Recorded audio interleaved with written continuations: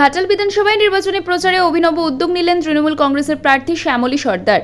দেয়ানচক 2 অঞ্চলে টোটো চেপে সাধারণ মানুষের দুয়ারে পৌঁছে প্রচার শুরু করেন তিনি। এলাকায় ঘুরে ঘুরে সরাসরি ভোটারদের সঙ্গে কথা বলেন এবং তাদের সমস্যার কথা শোনেন। প্রচারের সময় শ্যামলী সর্দার রাজ্য সরকারের গত 15 বছরের উন্নয়নমূলক কাজকে সামনে রেখে জনসংযোগ চালান। রাস্তা, স্বাস্থ্য, শিক্ষা ও সামাজিক সুরক্ষা প্রকল্পের সাফল্যের কথা তুলে ধরে তিনি মানুষের সমর্থন চান। এদিন তার এই টোটো প্রচারকে ঘিরে এলাকায় কৌতূহল ও উচ্ছ্বাস দেখা যায়।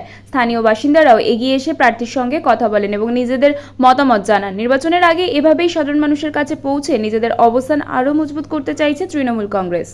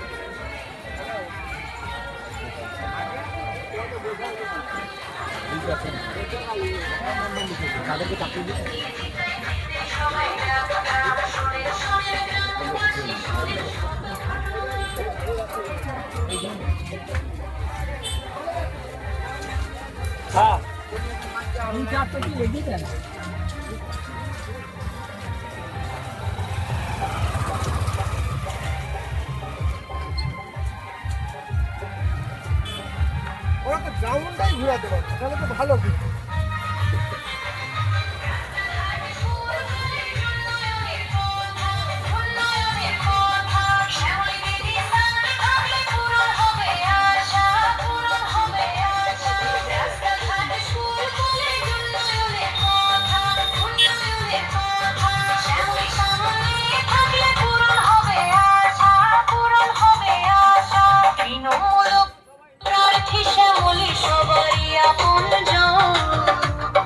ঘাটাল এলাকাবাসী